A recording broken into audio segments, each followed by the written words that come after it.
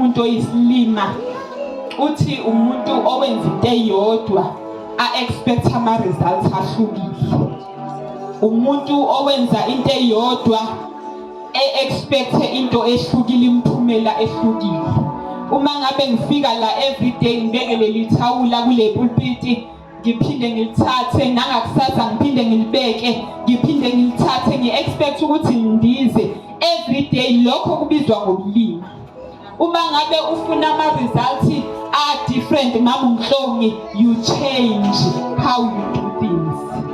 Uma ngabe ufuna ama results ahlukile, mama Mfundisi, awukwazi ukwenza into. Uma ngabe uzama ukubhaka, mama Mhlongi, uzama uqala namhlanje ubhaka i-chocolate cake, ubona ama results ukuthi no bengathi uyashoda ushukela. Mawusubhaka kusasa uzothi ukunezela ushukela. Mangabe ubonile ukuthi hayi no ngathi ukhokho ngifake kancane, sasa uzo-add ukhokho until ukuthole into perfect. Now uma ngabe naku 2023 bhutulungelo sizokuya ngestandard ekade sihamba ngaso ngo-2022, sizothola imphumela ya 2022. Uma ngabe ngo-2023 siphiwe ubufika la ekhaya uyishayela ikeyboard ungezwa nokuthi kuthiwani, nango-2023 ngoDisemba uzothola imphumela efanayo.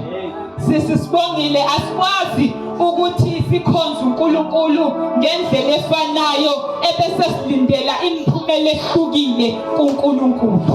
Uma ngabe sikhonza, uma ngabe lithi lenkosi, uma ngabe buduthobane uFaro elwa nokuthi abantwana bakwa-Israyeli bephume, uMose uNkulunkulu wamtshela ukuthi awenza ama-plagues, akenze konje yini ama-plagues, akenze inhlupho until zibe u-10. Uma ngabe enze oqala wadina uFaro, kodwa wathi ngeke ngize ngibadedele. uMose washintsha amanzi aba yigazi, wenze esibili yamaselesele, wadina uFaro kodwa wathi ngeke ngibayekele until ikhula. Lithi izwi lenkosi yokugcina uNkulunkulu wayishaya ekhaya lakhe uFaro, wayishaya enyameni yakhe, yadlula enyameni yangena enhlizweni. Wadecide uFaro ukuthi no, inhlupho ezu-9 bengigoloza kodwa le ihlukile, yenza ukuthi ngithi Mose vuka ebusuku, thatha abantwana bakwa-Israyeli uhambe nabo.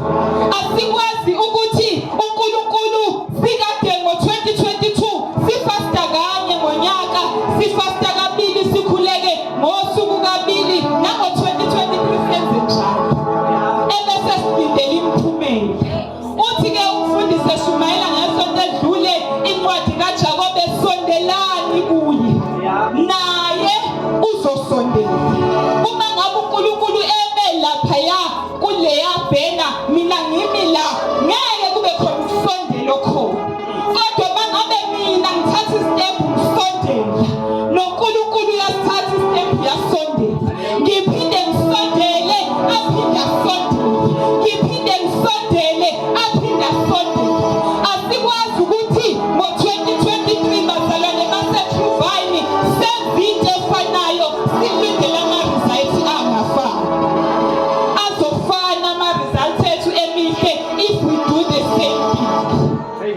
2023 ngithe ngithandaza ngomhla ka-31 makasihle, sasikhona noma ugesi ungekho, ngiya-understanda yaphazamiseka kakhulu leya nkonzo, kodwa ngithe ngithandaza ngo-2021 ngomhla 31 ngathi uNkulunkulu, this year 2023 ngifuna uwenze into abazothi abantu no, amanga nawe.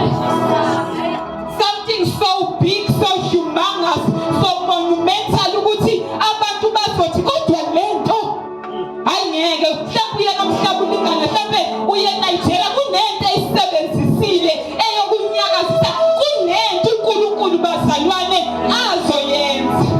Kodwa mama Mfundisi ngeke ayenze uma ngabe u-Anele fasta ngoLwesibili kuphela, ngeke ayenze uma ngabe u-Anele i-hour elikhuleka mayela esontweni kuphela, ngeke ayenze uma ngabe u-Anele iBhayibheli elifunda uma ngabe ela esontweni ngoLwesine kuphela, ngeke ayenze uma ngabe u-Anele ekhonza ngesonto kuphela la esontweni.